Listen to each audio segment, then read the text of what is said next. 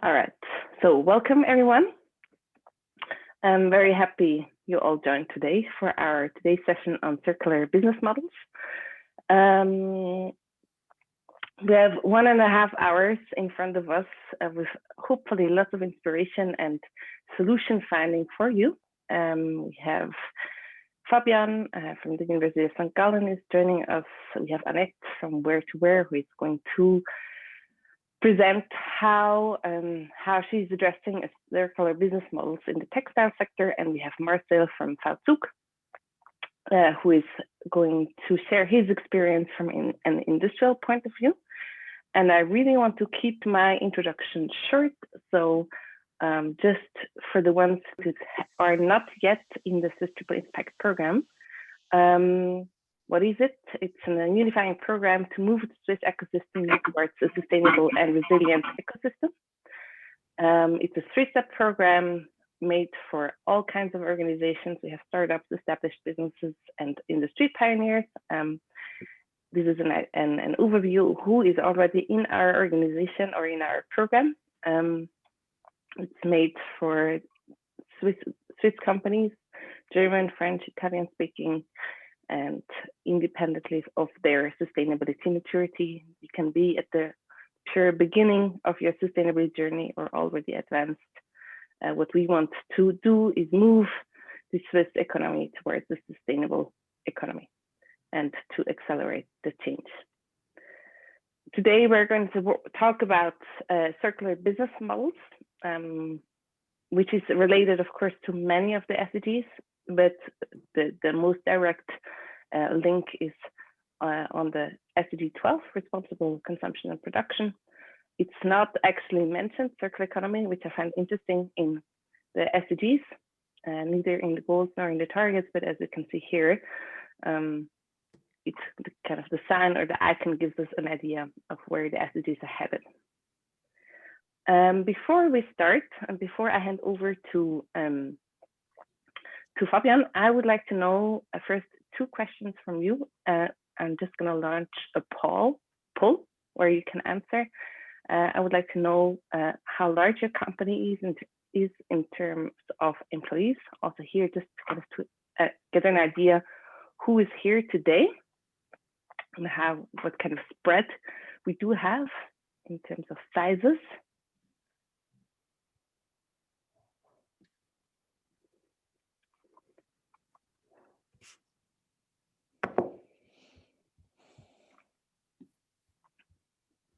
All right, we can see we have many small or micro companies and a few larger ones.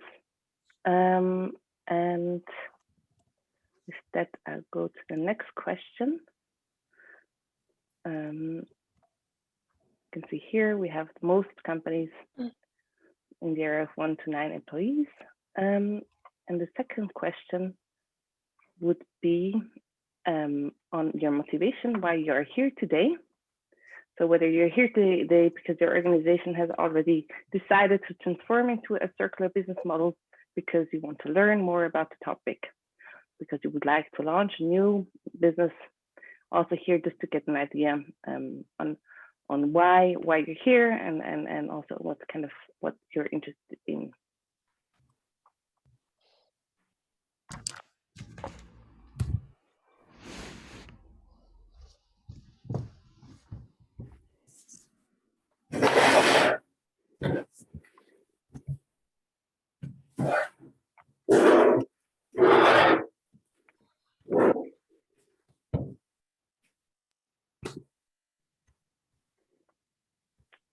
And I will close the poll again.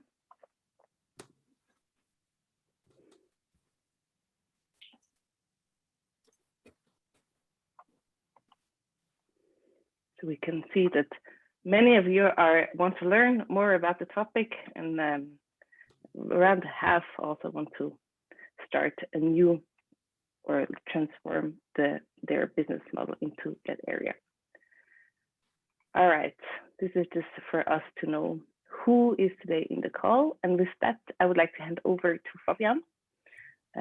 Fabian you can share your screen. Fabian is from the University of St. Gallen and has been working on the topic of circular economy and circular business models, also with V-Zug and where. And actually, we have here a very established team of experts that has a lot of experience to share. Thank you very much, Josephine, for the introduction. Can you hear me and see the slides? Perfect. So I would like to go for the next 20 minutes or 30 minutes with interaction with you, like from a meta perspective into the subject of circular economy. And I ask you to raise questions and comments if there are between the slides. If you have some, then we can directly challenge the content if you like. So I normally do not see the comment text field, so better raise your hand or get in contact with Josephine, otherwise we forget you. So first of all, I like to ask you the question I always ask in that kind of settings. What would you do differently today if you were responsible for taking back all the products you sold? This question narrowed down the core of circular economy in its end, so to say. And I asked this question in so many different contexts, and one time in a polymer company in Germany, and it was quiet for a minute or two. Nobody said something. And then I asked again, and two of them said, I would quit my job and leave. And that could be an option as well. Probably there are other options, more business conform options. So I think this question should be the inherent question of all your way of thinking when you come along sustainability and circular economy. So the second warm-up slide here is with a question: what probability of crash do you accept in an airplane? So if you go in an airplane, what are you taking into account, or what possibility that it crashes? Probably somebody can say a number here loudly in the chat, or what do you think? 0.5. Oh, then probably nobody's flying anymore. If you're a frequently flyer. Okay. The engineers use more or less this kind of number here. So it's 0.000001 per hour flying. Why is this interesting? When we going into the logic of climate change and climate environmental change, we now think that there will be a disaster, or we do not reach the 1.5 degree Paris agreement, or below 2, with a possibility of 60 to 80%. This plane, I would not go and try to fly with it. So it's quite a high percentage that we do not come under this 2.0 degree target. It's really interesting. I can send an article in of our colleagues from the LACE project, Dessin and Wittmer. They published it right now with probabilities. And why is it important for circular economy? It's important because with circular economy, we can significantly reduce our greenhouse gas emissions nearly by 40% if we introduce circular economy in the way we deal resources. Today, 70% of the greenhouse gas emissions are because of our handling with resources. So these two topics are quite linked, and that's relevant for what is coming next. So first of all, some short arguments why we should deal with the topic of circular economy. First of all, exploitation of resources. I think the overshoot day this year in Switzerland we reached already last week or the week before. So we live the planetary boundaries, so to say. And when all the environmental disasters that are coming, the ETH, I think last year they calculated for the year 2050, every year we will have damages in an order of 1 billion per year, euros per year. So if we take this into our considerations of business and also as a society, then probably our business calculation would be completely different. We talked about greenhouse gases before. Biodiversity loss is also a strong argument and linked to the way we deal with resources. 1 million species will die and being extinct by 2050 also. And the last one, and not least, is pandemics. A lot of people do not know that the way we treat resources and habitats of animals has an influence of viruses jumping from animal kingdom on human beings, like in the case of AIDS or in the case of coronavirus right now. So a lot of arguments to deal with the topic, and now we can go more deeply into the logic of business. Sustainability is not a mega trend, it's an existential necessity. It's a citation of a partner company from Annette. She probably speaks about it later on, and I think it's a really crucial argument. Perfect. To get you a feeling, we try now to narrow it down. Ich dann einfach aus, ist gut. Perfect. Ich habe noch geschrieben, ich habe irgendwie falsch geschaut. Es geht bis um 5:30, aber ist gleich. Ist jetzt wichtiger. We take that. Yeah. So if we take sustainability ich habe falsch geschaut.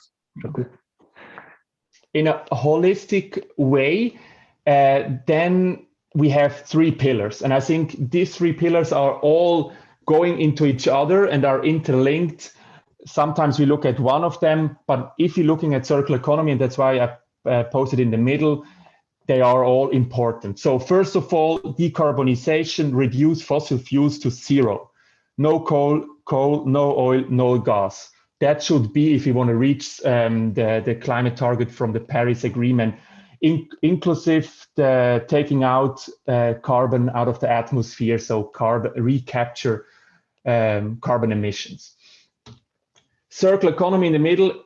Circular economy deals with the question of resources and all the externalities along a life cycle. We will come to this in detail later on. And the last one, I think, is even as important as circular economy, is sufficiency. We have to talk as a society, as businesses, as schools, about the way we consume and about the amount we consume.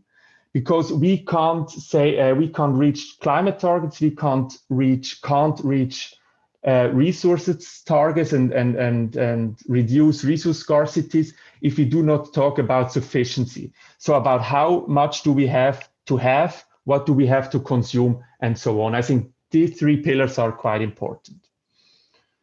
I will show you examples later on where we take all of them into consideration. So now, first of all, linear economy, it's the way we're doing it right now. Today, 8.6% of the world is circular, or in a different way, more than 90% is not circular at all. The linear economy works from a take, make, use, dispose pattern, where we take resources, we produce probably a t-shirt out of it. In an average case, we use it 8 times and then we throw it away. A lot of negative externalities are like part of this logic. So like the production of toxicity in the case of the t-shirt, for example, or microplastic, biodiversity loss in the production of cotton, for example, and CO2 emissions. What is really important here, the logic, or why is it like this? Because somebody or a lot of people designed the system to be linear. It was a decision of designer, of companies, of consumers as well, and society that is linear. And that's not like by accident, so to say. And on the other side, the circular economy, where we try to reduce the virgin take of new material here on the left side, and reduce the dispose of material and try to enlarge the recover and enlarge the product life cycle, so increase longevity and use different elements to close the cycle here, visualized with some icons like repair, maintenance, and so on, but I will talk about this later on in detail. What is really important, I think that's crucial for you to understand the logic of circular economy, there is not one circular business model as we sometimes read or hear. There are different kind of circular business models that have to work together to provide a whole circular ecosystem. So we probably have a business model at the take phase where we get new resources, or close in the circular takes, like visualized here. We have to have a business model in the make phase where there's probably about contact to customers, where we know leasing or other ways of revenue models. We will see also in the cases of V-Zug and where later on. We have a lot of business models then in the use phase, probably one, or in the recover phase, and they all have to be linked to each other to fulfill the whole cycle. So it's not only one business model of your company. If you're located in the make phase or in the use phase, there are different business models, and that should be really, really crucial to create such a circular ecosystem.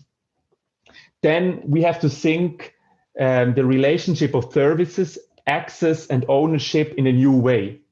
So do I have to own a washing machine in the example of V-Zug?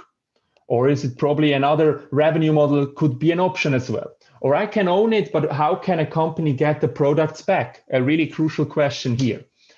Then to fulfill and to enrich such a cycle, like on the right side, you need an orchestrator, a group of people that feel committed to bring all these business models and logics together to align the design along the cycle.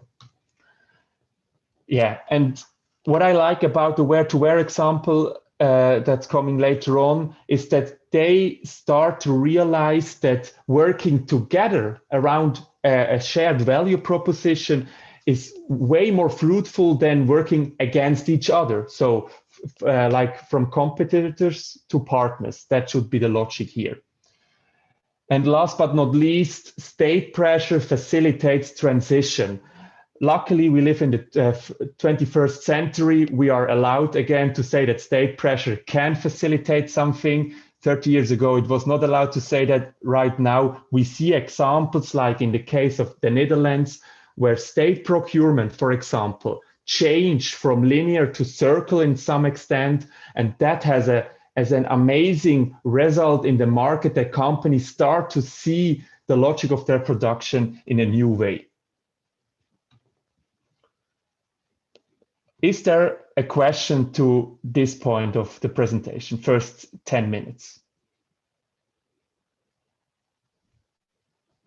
Then I will go on to the next one. So in our research, we created a Navigator process that helps companies to implement their own circular business model together with other partners step by step.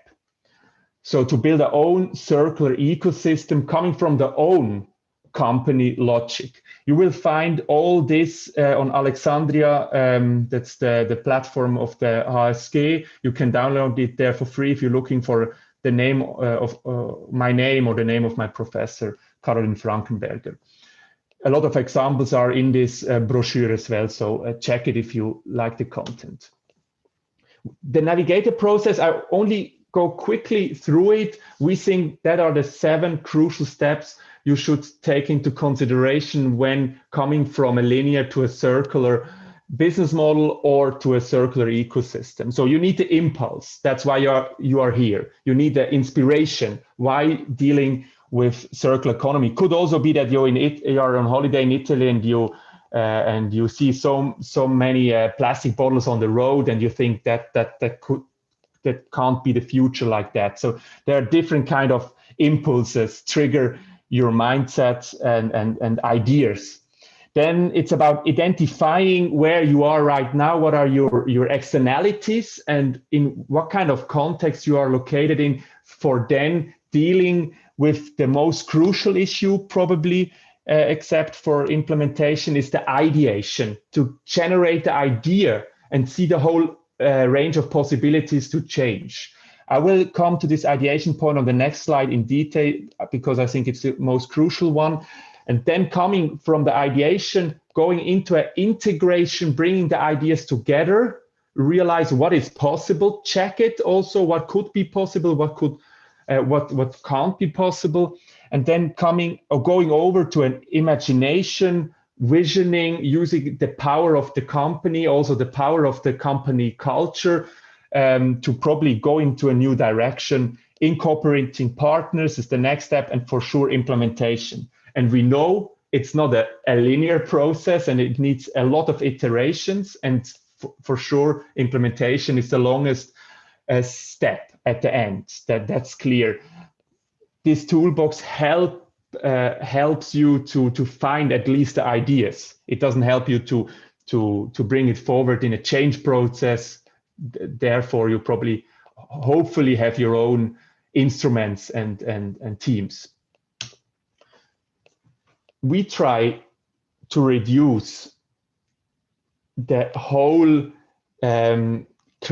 creation of a circular ecosystem to 4 pillars with 40 patterns. We call them circular economy pattern cards. The first pillar, for sure, is the important one to close the loop. So you can use different measures like product reuse, part reuse, or recycling. I see that I didn't change the slides here. Should only be recycling. Upcycling is not possible from a material perspective. You probably can upcycle something from a value monetary perspective, but not from a material perspective. I've never saw somebody making from aluminium gold or something like this. You can use circular design, where you use intelligent assembly, modularization. That is really crucial, as we see later on in the where-to-where example. You need circular design that is aligned along the cycle, that in the end you can recycle it or reuse it without a lot of effort, or not putting so much energy into the process. It's about biodegradability. Waste as input could be a pattern, and reverse logistic to close the cycle, how you can bring the products back. If you're interested in this kind of patterns, in the document I showed you before, you find all these patterns with description and a lot of company examples that enrich probably your imagination. The second pillar is the improve the loop pillar. Here you think about options to make that a product is longer in the cycle. So increase longevity, using repair maintenance, that a product can live longer, like a V-Zug washing machine. There are washing machines out there 40 years. I hope Marcel tells us something about this later on. You can use smart assets, eco-efficiency, dematerialization, where you're taking out material to make the loop of resources more narrow. Using detox, renewable energy, all these elements of the climate mitigation targets are coming in this kind of pillar here. So these are the first 2 pillars. The third pillar is the monetization pillar. So what kind of revenue model you can use to incentivize customer relationship, to incentivize that a product is coming back, like a take back, a cashback mechanism, or dynamic pricing could be an option, subscription, and so on. What is really important here is to understand that the revenue model is only a means to its end, ein Mittel zum Zweck. Because, I mean, if the people bringing the product back by themselves, because they're not lazy or whatever, then you don't need a special revenue model. So the revenue model helps to fulfill and to provide a whole cycle. And the last pillar is the pillar where you get into interaction with your customers.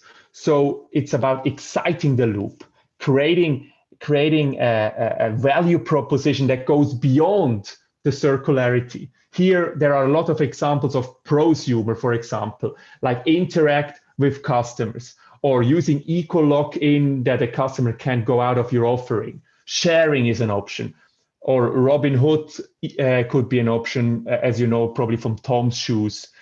Yes. I try to show you on the next slide 6 examples that unify some of these patterns, that you get a little bit a feeling, in a more detailed feeling.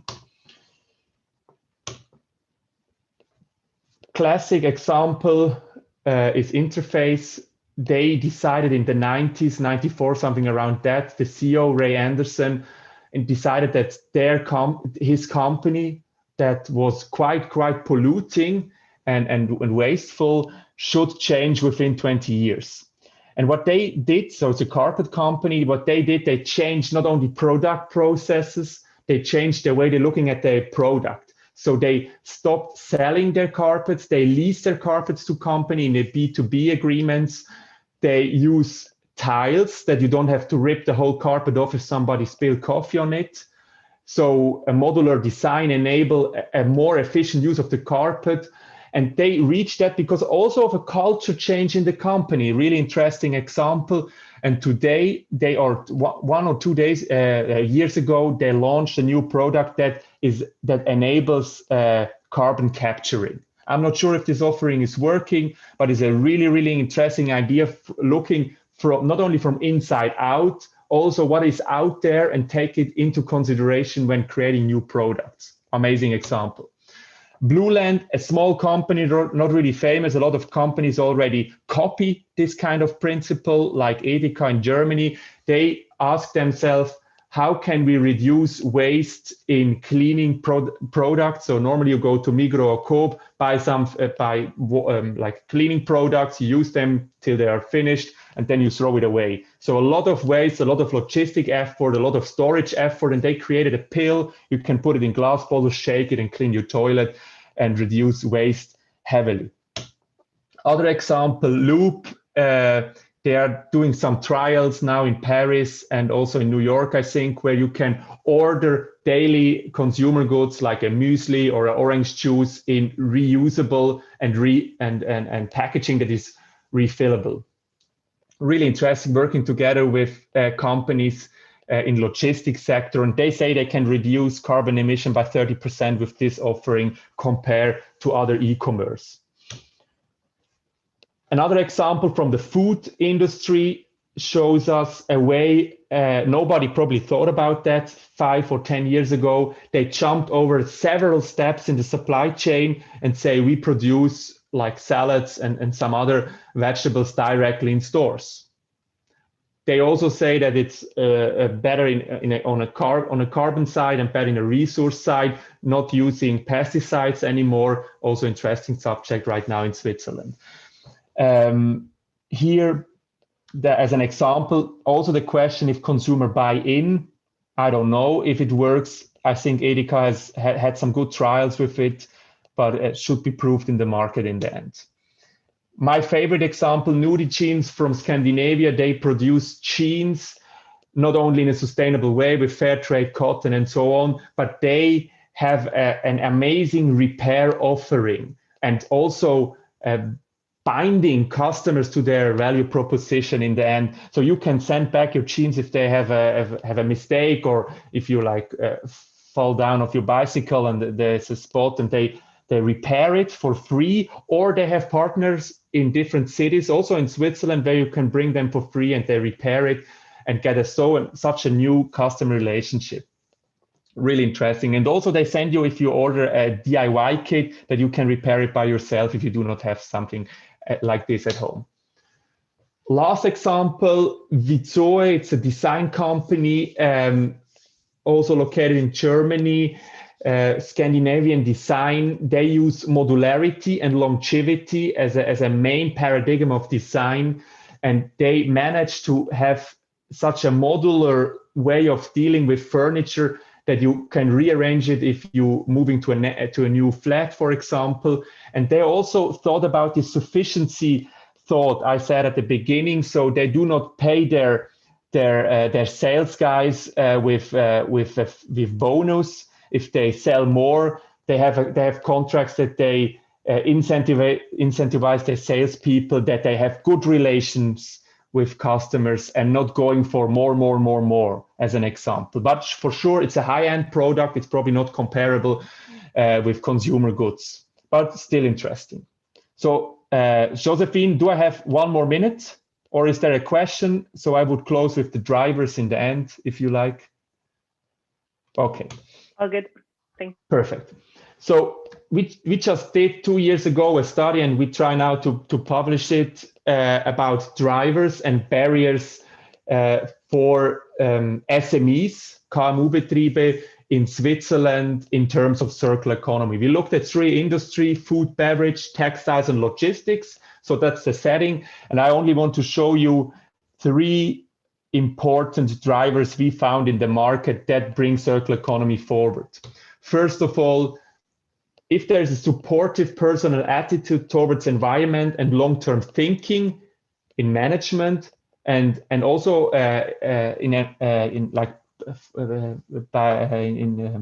the workforce, then that's a big plus. So if people see the way environment works, how the own company is tracked to the environment, what are the negative externalities of the own company, this helps a lot to create new circular solution. And what is really interesting and what I think is so inspiring, in Switzerland, there are a lot of family-owned businesses. So we looked at 60 companies, and half of them or more were family-owned businesses with a long tradition. And a lot of these family-owned businesses, they feel the heritage of their grandfather and grandmother, and they want to bring it to the next generation. So they think in long-term and in long-term solution, and that is crucial for a circular solution, because circularity is a long-term concept, and you can't fulfill circular economy with a short-term, only shareholder-driven perspective in the end. I think this is really crucial here. Creating a corporate responsibility, creating processes, creating platforms in the own company where you discuss always new solution. This enriches your capability to also see solutions out there, because a lot of circular solutions are out there. And I try to finalize this with the belief, or that's my personal belief. I think it's interesting that circular economy was out there for thousands of years. So circular economy is nothing new. We then once, like 200 years ago, developed like artificial products and developed ways of dealing with fossil energy and so on. And we start to generate a throwaway society. But before, it was normal to have a longevity, to repair stuff, and not only using plastic and throw it away quickly after using it.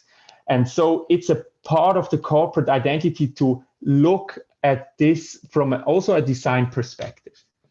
And you can't do it by your own. The example after with Where to Where shows you have to have collaborations. You need partners to come to a proper solution in the end. I think this is also really crucial. Look what is out there. A lot of technologies are out there already. And in this barrier study, it was interesting that technology is hardly a barrier. It's more culture, it's more the people, it's more the beliefs, but not technology. And that's, I think, is really crucial here. So now it's your turn. Question, answers, comments, hate, probably. We are open for that. Thank you very much, Fabian.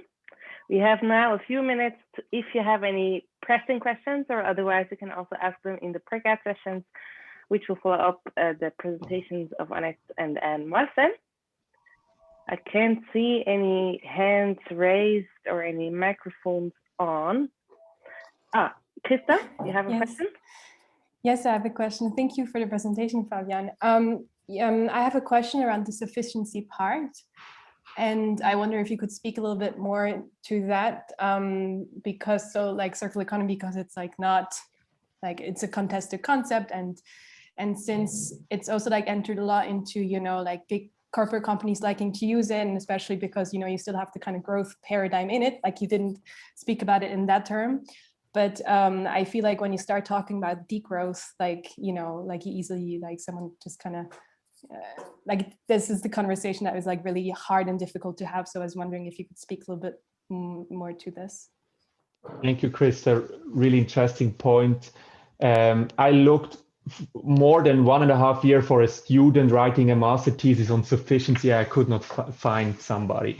So it's quite hard to internalize it in a capitalist logic in the end. I think this is really hard, and that's what you said, I think.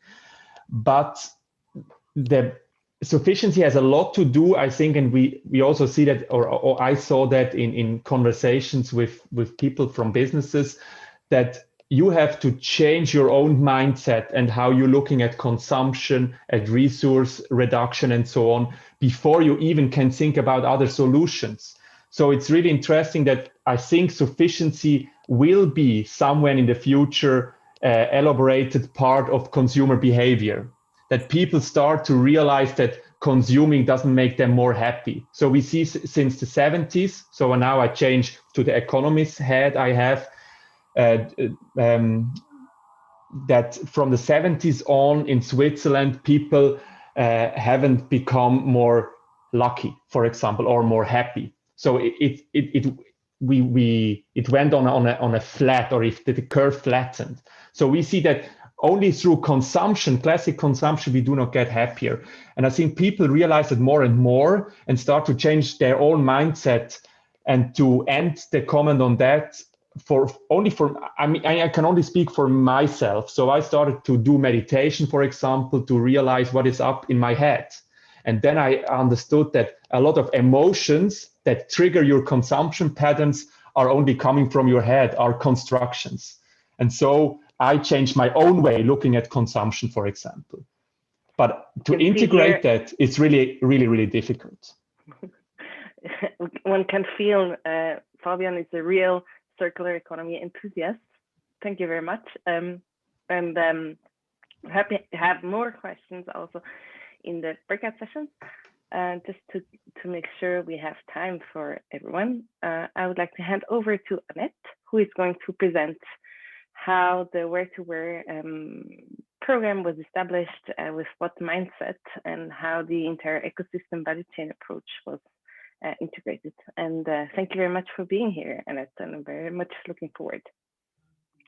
Yes, thank you for the introduction, and thank you for having me here, Josephine and Fabian. It's very nice, and I'm really happy. So, hello everybody, my name is Annette Mark, and I am working for the company BTK Europe. And BTK Europe is a core partner of the Where-to-Where consortium. And today I will talk about the story behind the Where-to-Where project, and I can say it's all about circularity. So I think you know already the sentence. So sustainability is not a mega trend, and I even would say it should be an integral part of all of our DNAs. So Annette, we can't see you. Do you want to make on to turn on your camera so we can see? Yes, I would like to, but somehow my computer doesn't do both. I tried it times now. All right. I try it. I'm continuously working on, but unfortunately, no worries. I hope somehow you can see me in the next minutes. I'm sorry for that. I have no idea what's going on with my Zoom in my computer. So, but I will just continue now. The textile industry is growing and growing, and that has drastic consequences for all of us and our environment. So what does that mean? So it's about 1 billion garments are sold per year, and these are twice as many as around the turn of the century. And only 1% of the garments are from a circular economy. And for all the shoe-addicted women and men out there, 23.5 billion pairs of shoes are produced in a year. And these can be lined up 15 times from the Earth to the moon and back. If we compare the annual textile waste per European country, we see in the left graph that Germany is one of the front runners besides Italy. So on the right graph, it shows the annual recycled amount of total textile waste per person in kilogram in relation to the annual total textile waste of the same European countries shown in the left graph. And you can see that the recycled amount is not even 10% of the total textile waste. And these facts are very worrying and should be alarming for all of us. So to counteract this situation, companies from the textile industry have come together that have the same mindset. And I would like to briefly introduce you to a company which is a core member of the Wear-to-Wear corporation, BTK Europe. So BTK Europe is a subsidiary of Europe's largest textile company, the BTK Textile Group. And BTK Europe represents the interests of the BTK Textile Group in Europe and operates in 3 different markets. So B2C, B2B, and B2G. The BTK Group is the largest manufacturer of high-tech textiles and clothing in Russia and even on the European continent. The BTK Group offers a complete production cycle, and then that means it's a vertical integration of the whole value chain for textile products and clothing. And that enables BTK to control the production and to ensure the high quality and timely delivery. So BTK has about 8,000 employees and produces about 5 million pieces of garments in a year, 17 million pieces of knitwear, and about 25 million meters of fabrics for clothing manufacturing. So as you can see on the map, BTK is located at 13 different places all over Russia, and the headquarters is based in St. Petersburg. And if I have raised your interests, please discover our newest sustainable fashion brand. It's called Urban Tiger. And we launched actually this new brand beginning of this year in Switzerland. And Urban Tiger is doing its utmost to manufacture only clothing with an recycled content. So selling products, textile products with a recycled content is only one method to be sustainable in the fashion industry. The other effective method is going for a circular economy. And I would like to introduce you now to our circular economy. First of all, what are the basic requirements to having a success in a circular economy? And I can say it's all about trust, transparency, and equal rights between the members of the corporation. So it is really a necessary thing that all the partners share the same mindset. And when you found your partners and they have the same mindset, then it's secondly necessary that you provide high qualities of mono-based material and trims. Otherwise, a circle in the textile industry won't work. So what does that mean at Wear-to-Wear? Wear-to-Wear is a corporation of European companies, and they want to produce clothing which can be recycled in a textile loop, in a recycling loop actually, without producing any waste, but producing new yarns and textiles out of the thrown away clothing. And the consortium consists actually out of 6 core members and several technology partners and also some clothing providers. And each company makes an individual contribution to the textile loop. So you can see on the circle on the left that there are 8 steps to close the loop with mono-based material. And in our case, the mono-based material is polyester. And this partnership, we actually think it creates a new form of textile community. So what is our vision of Wear-to-Wear? Our vision is to produce high quality polyester textiles and clothing which can be fully recycled, and that means from the fiber to the garment and back again. And our goals are derived from the vision. So first, to avoid waste, preserve resources, and reduce greenhouse gas emissions. I think Fabian already talked a little about that before. And secondly, to produce high quality, responsible and sustainable clothing. 8 steps, 1 circle. What does that actually mean? So each partner provides, as I mentioned before already, provides an individual contribution to the circle. And the circle, as you can see, is segmented in 8 different pieces, and each core partner corresponds at least to 1 segment. So for example, BTK Group provides the manufacturing of the clothing, or Schoeller and Sympatex, they provide the membranes and the textiles, which are based on monomaterials. In our case, that is polyester. And with that provided textile, we are able to produce recycling clothing. Just to achieve to give you an overview on our activities right now. In November 2019, actually, we launched the Revolution Jacket. And the Revolution Jacket is a rain jacket made out of a 3-layer fabric and is based on our design to recycle concept. So what does that mean, design to recycle? That means that we only used mono-based material.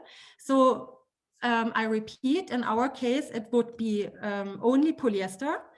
The zipper, as you can see on the jacket in the front, is sewed on the jacket with a dissolvable yarn. So that's why we are doing that, because the zipper is made out of another polymer than the fabric by itself.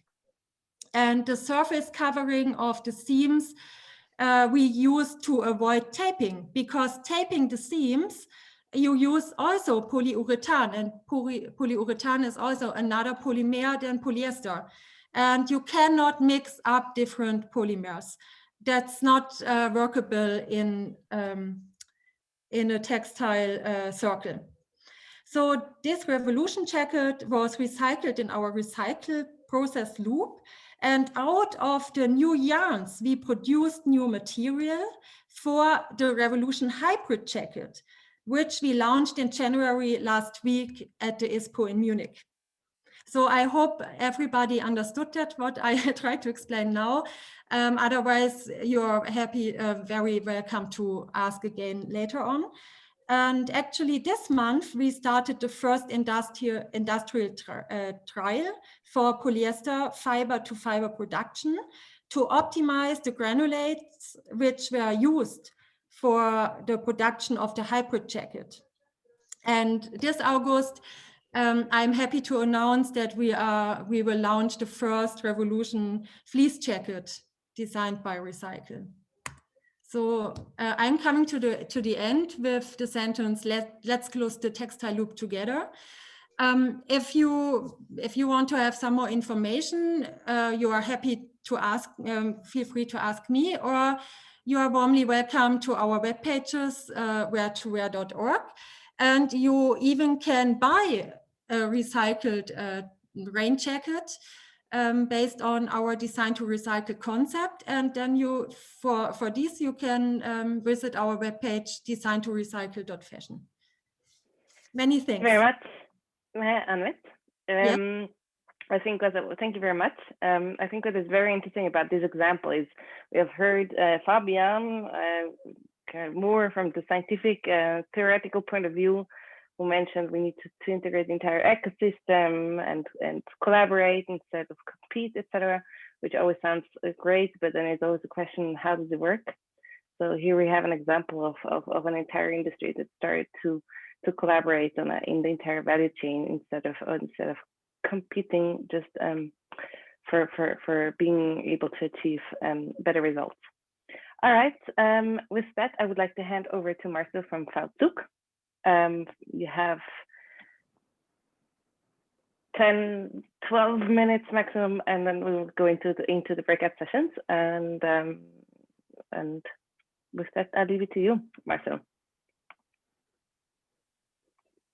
Thank you very much, Josephine. That's always a challenge if you already get less time than expected, but I try to do my best. So I'm going to share my screen. Hopefully you can all see my slides now. Thank you very much for giving me the opportunity to share the approach of V-Zug today.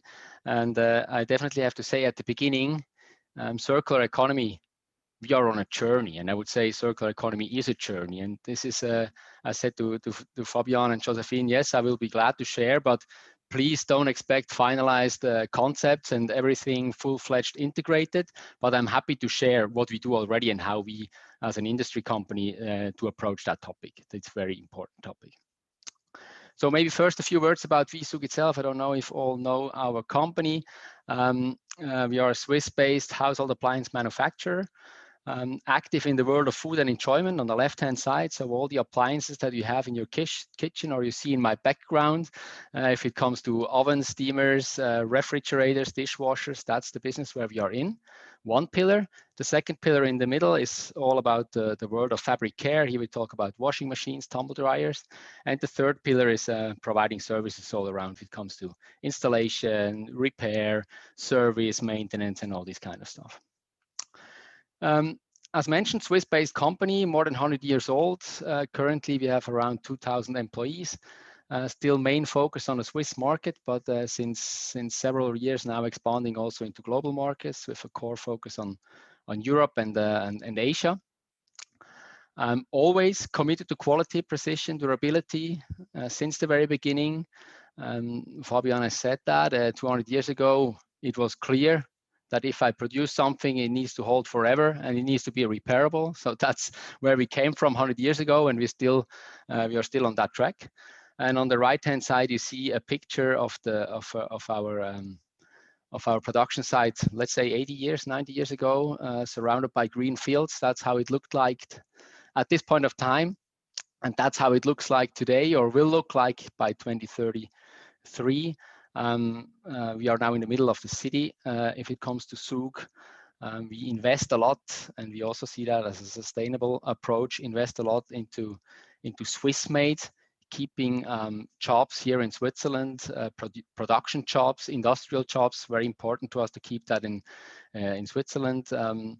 We try to double the output on half of the footprint. So what you see here is just an image how it will look like in the future. But a lot is ongoing. We have two production sites, one in Zug, central Switzerland, and one in the eastern part where we do our refrigerators. To frame the topic, let me spend a few words on the general approach and the core elements of the sustainability approach from V-Zug. On the top right, you see the framing, classical way, triple bottom line. That's how we approach it. People, planet, profit. Try to keep them balanced. Maybe one example that shows how we mean that is our CO2 fund that we introduced 2018.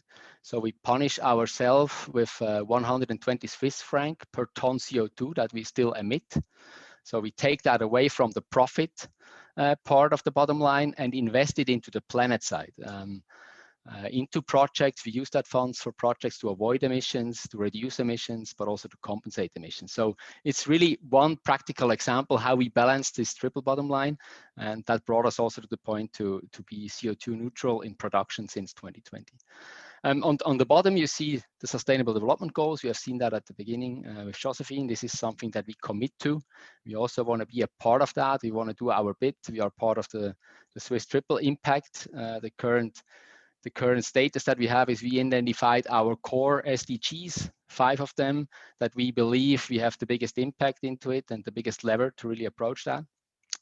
Then in the center, you see the V-Zug approach on circular economy, or better to say the view that we have on our whole life cycle, the whole value chain. I get into more detail right afterwards. And on the left-hand side, just to quickly sum up that, the 4 focus topics where we approach our sustainability activities. It's all about environment, energy, and climate on one hand, circular products and services, what we just talked about right now, employees, society, and sustainable growth, and the corresponding SDGs, as you just see. So this is, let's say, the overall picture to frame our holistic approach that we have in here.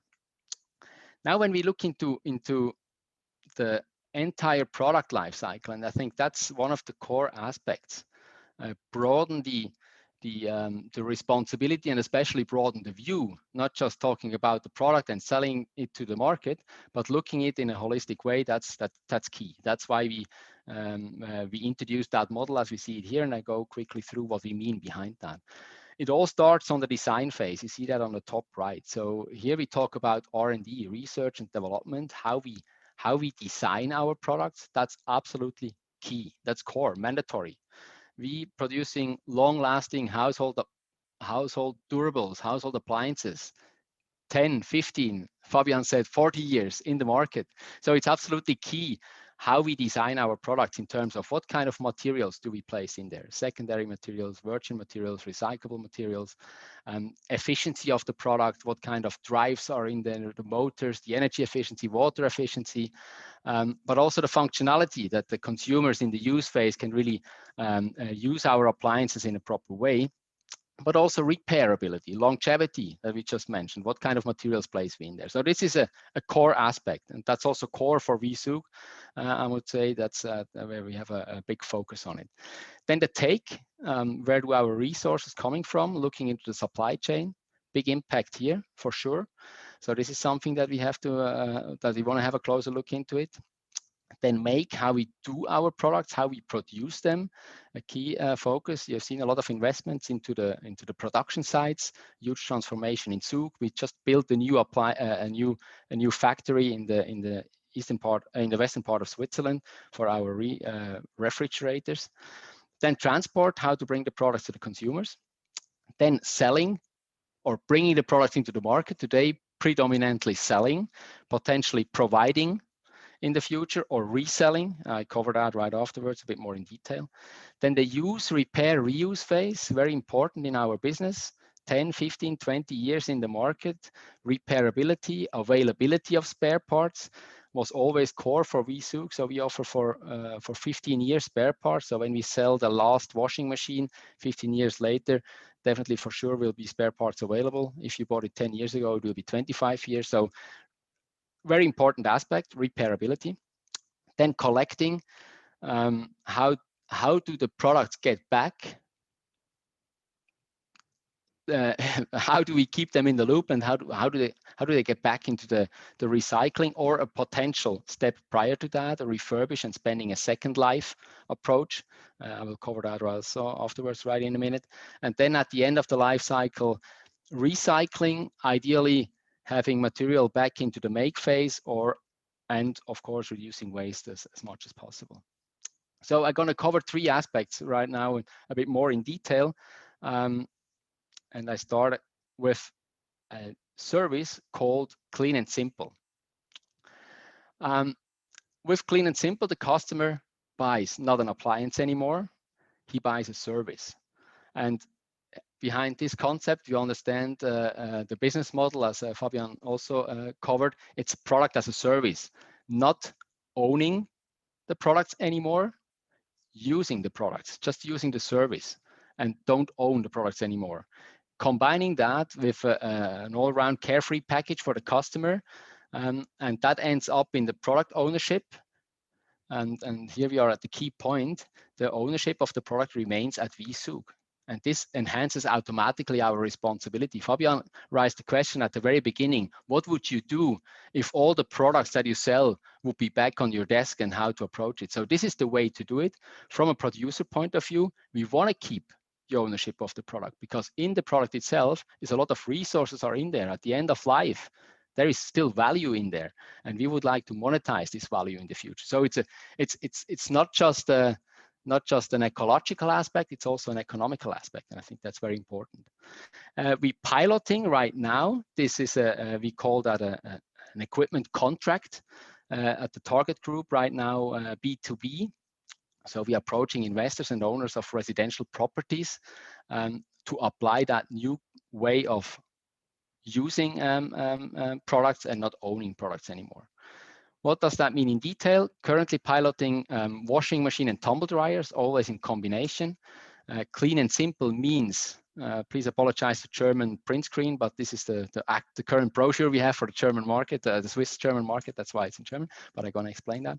So clean and simple includes the usage of the appliance, fixed rate, fixed duration rate, and so controllable costs as well for the consumer, includes service, so no additional or hidden costs, that's all included, and also direct contact to us in both ways, of course. So we keep in contact with our customers across the whole life cycle instead of selling the product once and do not know where the product goes and what happens with the product afterwards, and especially after the end of life. So it's a vice versa benefit here, I would say.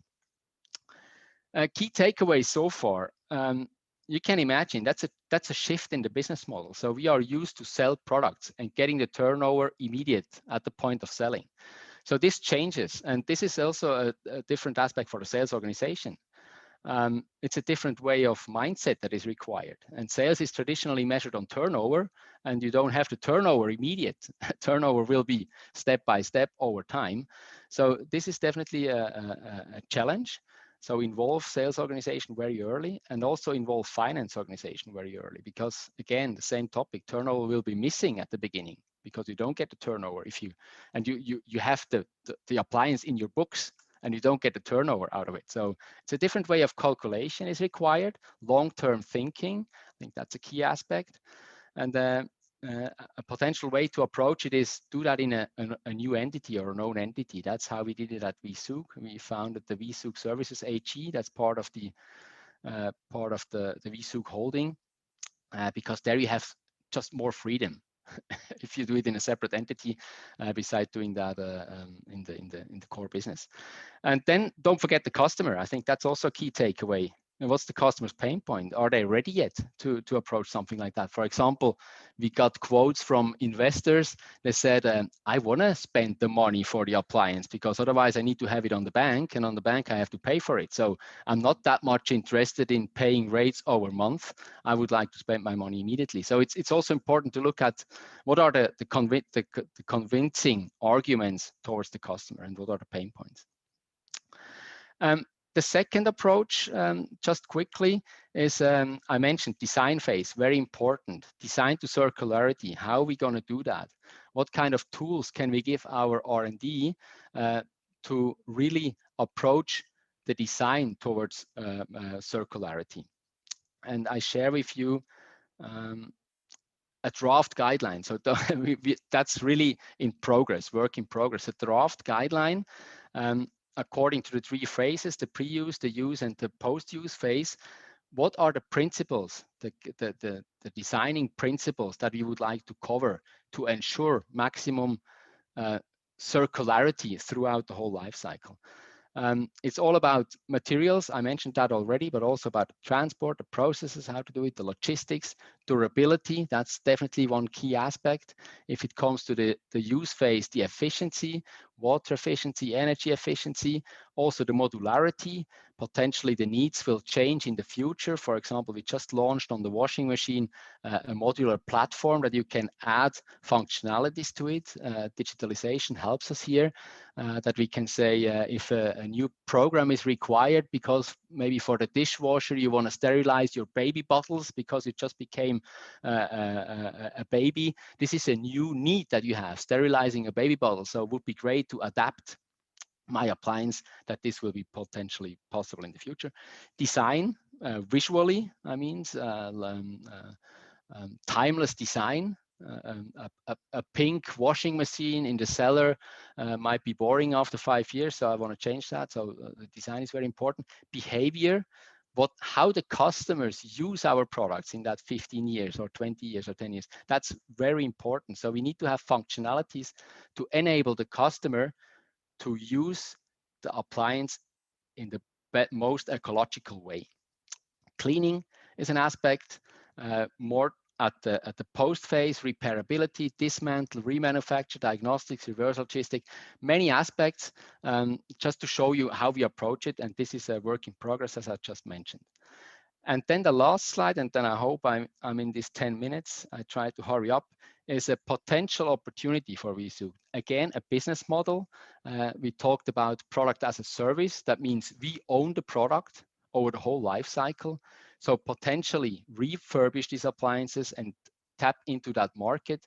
A qualified refurbished product for second life from V-Zug. This is something that we look at right now. This is not a new thing. I mean, there are second life platforms out in the market, very famous in Switzerland, Tutti, Anibis, Ricardo, and so on. We assume approximately 30,000 appliances per year are sold through that channel. So it is a business, it's already there. Also retailers from us, Fust, for example, they do a second life business. They have a shop-in-shop at Ricardo. They sold close to 40,000 appliances so far, currently 1,000 on sale. So it is a business, and we currently clarify if outlet models, refurbished appliances, second life, if this is an option for V-Zug also in the future. Yeah, thank you very much. So that's already at the end. I see an orange sign. I don't know if this is the chat. Just please open the mic, or we can do that afterwards in the breakout session. Yes, thank you very much. Marcel, it's always a bit difficult. There's always so much to say about the topics, and it's always very interesting. So it's difficult to keep in the time we have set. What I would like now to do is to give you the opportunity to share also more of your experiences and to ask more questions to our experts. I will give you the opportunity to go into breakout sessions. One will be with Fabian, one with Marcel, and one with Annette. In each session, we'll have also a facilitator, and we'll re-meet in 12-15 minutes to close. And I wish you a very fruitful discussion.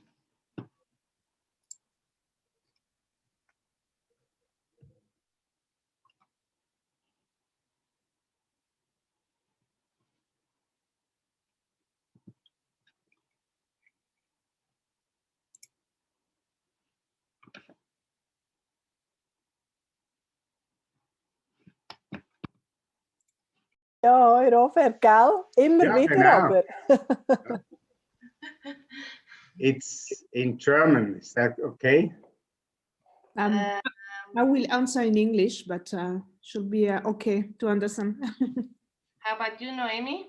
I also prefer English. I understand German. It's no problem, but okay, perfect. At least high German. Yep, please. Gut, machen wir auf Deutsch. Sehr gut, ja stimmt. Sarah, Robert, ihr seid regelmäßige Teilnehmer an den thematischen Events. Das ist auch sehr schön.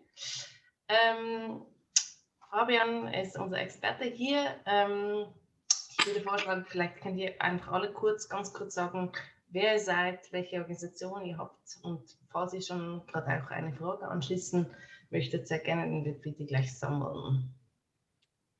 Oder sehr gerne auch eure Erfahrungen, spannende Beispiele. Sarah, möchtest du beginnen? Mein Name ist Sarah. Ich bin von der Designagentur Reform. Wir unterstützen Schweizer KMUs in der Zukunftsfähigkeit, also das heißt, sie zukunftsfähig aufzustellen, und dabei verstehen wir das Wort zukunftsfähig als Synonym für Nachhaltigkeit. Kreislaufwirtschaft ist ein großes Thema für uns, und da versuchen wir natürlich unsere Kunden und Kundinnen dafür zu begeistern, sich auf diesen Weg zu begeben, und unterstützen sie auf diesem Weg. Design macht ja, habe ich letztens gelesen, irgendwie am Ende des Tages 90% der Umweltauswirkungen aus eines Produkts.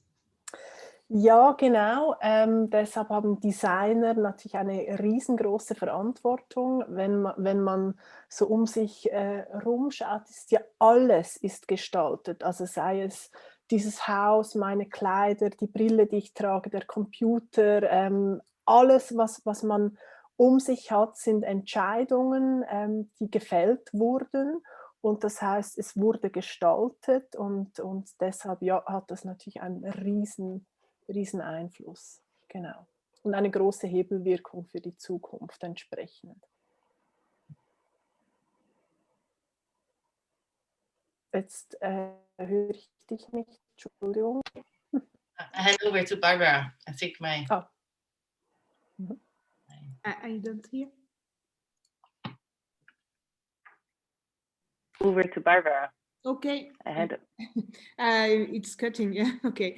I work as a STI coordinator from Canton Valais. I also work in État du Valais, and I help small companies to put in place CSR strategy, and I'm very interested in all these topics, as also reduction of emissions. And yes, I think it's something we will have to do now and to do it well, because yes, that's a big topic. And I'm sure I understand that it's not easy just to change the way of working and just to think about all these all the steps of production, everything, but and think long term also. But once you start to do something, you always think something else to do, and one step more, and I'm sure that there are plenty of things to do in this field. So okay, interesting. Ja. Robert, wie ist es bei dir?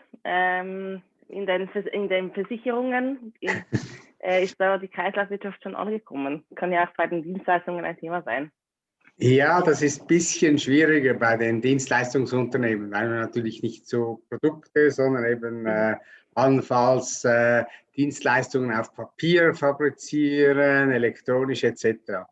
Aber ich bin einfach ich bin nur noch im Verwaltungsrat, aber ich habe das ESG-Programm von unserer Firma übernommen als Projektleiter, und ich bin begeistert, was da alles hat. Also V-Zug kenne ich natürlich als ziemlich gut, aber was sie alles wirklich machen, ist absolut fantastisch. Und das bei den Kleidern natürlich das Weitertragen das Wichtigste ist, weiß ich als Mann.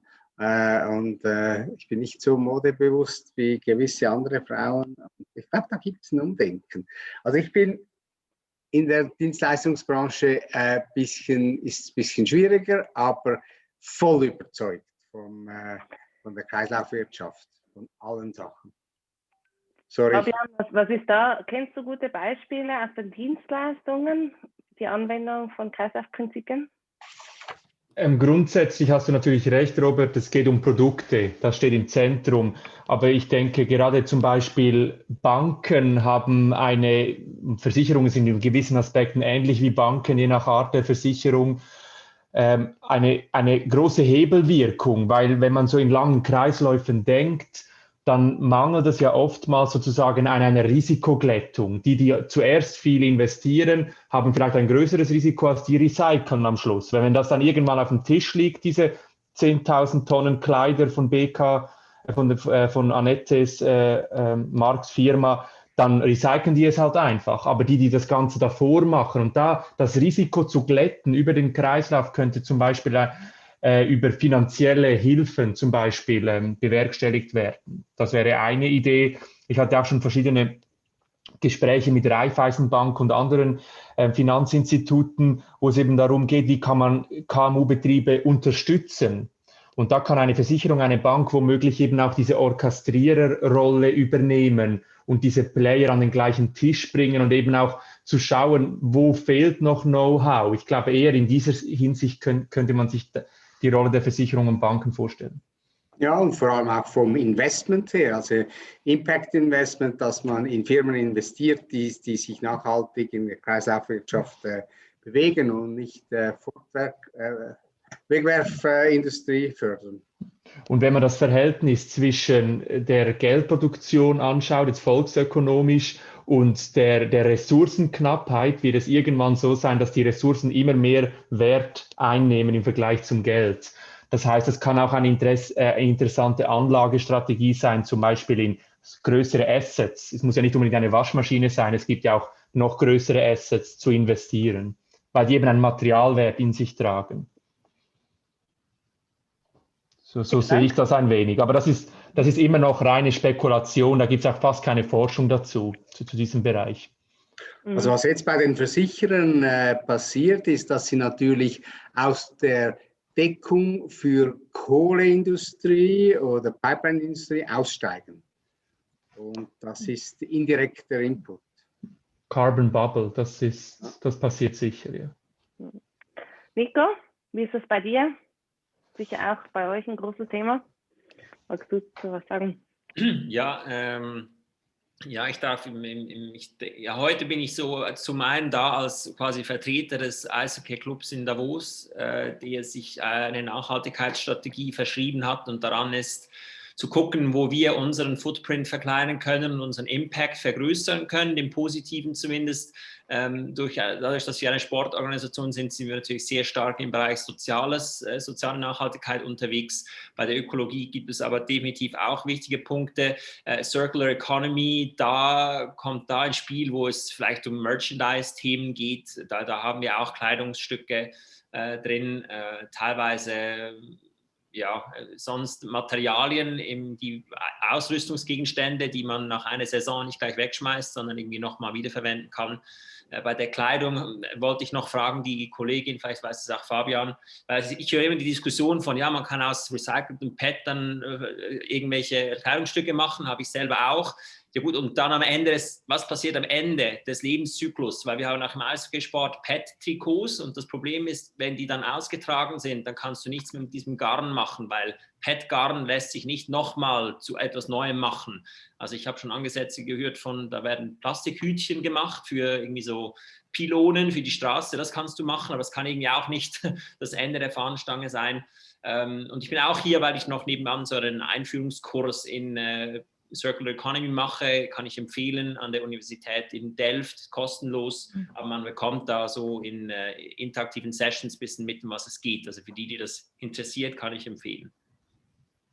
Kannst du gerne noch sonst im Chat den Link schicken? Ja. Das ist sicher interessant. Noemi, Marina, bin ich nicht sicher, ob sie, Marina, bist du da? Weiß man nicht so genau, wenn die Kamera nicht an ist, aber Noemi, du kannst uns mal sagen, was so deine Erfahrung ist mit zeitaufwendigen Geschäftsmodellen oder Produkten. So ehrlich gesagt, I'm a little bit at the beginning of my sustainability journey. So I have a diverse professional background in investment banking, venture capital, and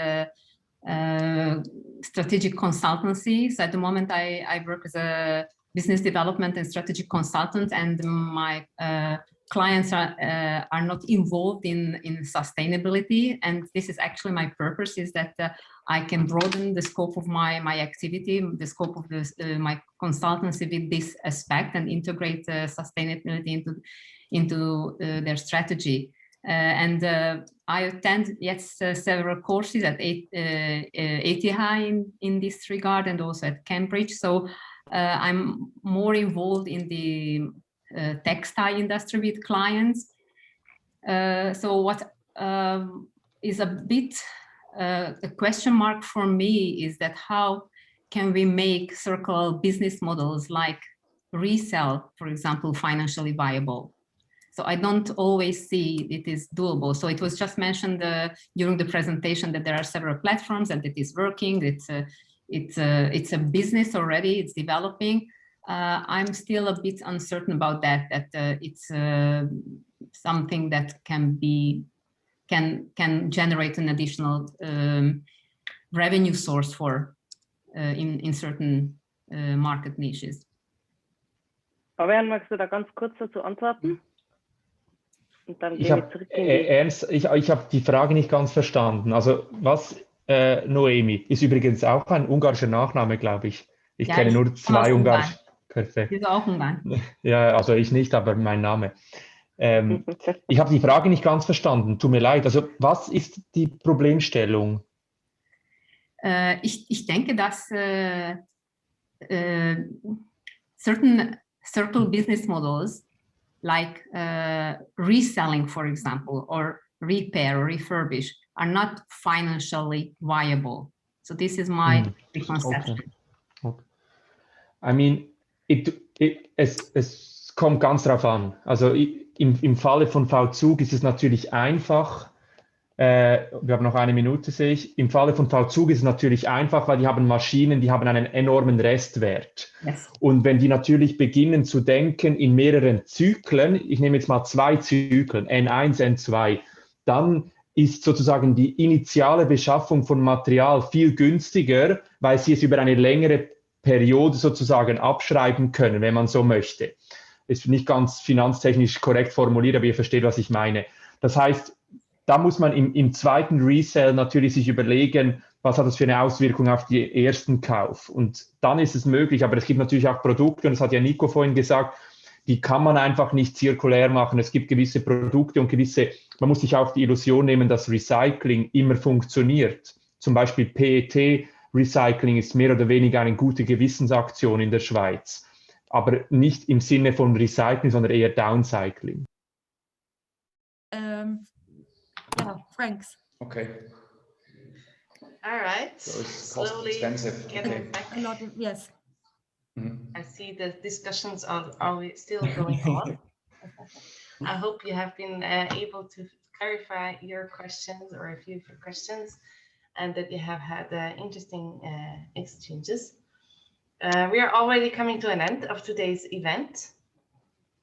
I would like to thank again very much our 3 experts today for sharing their knowledge and expertise and being available to answer any questions. If you as a participant have the need, you would like to dig deeper, you would like to have another session, you would like to focus on a more specific question, or you have suggestions on how we can combine even more expert knowledge and sharing and peer-to-peer learning, just let me know. This format is not set into stone, but we're always moving forward and trying to provide you with the best knowledge available and the possibility to also exchange ideas. And it has been a long day, I guess, for everyone in front of the computer in video conferences, so I don't want to keep you any longer. Thank you very much for joining, for taking the time to share your experiences, and I look very much forward to hearing from you again. I will follow up with content, and I wish you a very nice evening. Thank you. Thank you very much. Bye-bye. Thank you. Bye-bye. Bye, everyone. Take care. Bye.